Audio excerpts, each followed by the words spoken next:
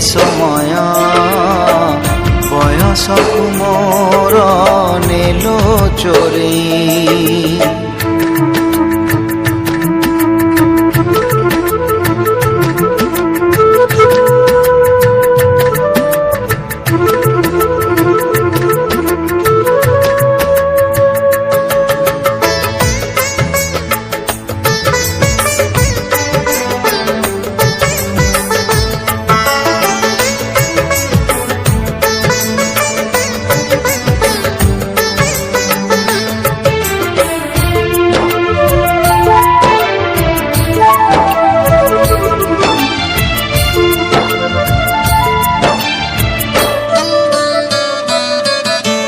बेत माड़कु डरी बही बस्तानी धरी लुचिछि केबे जाई।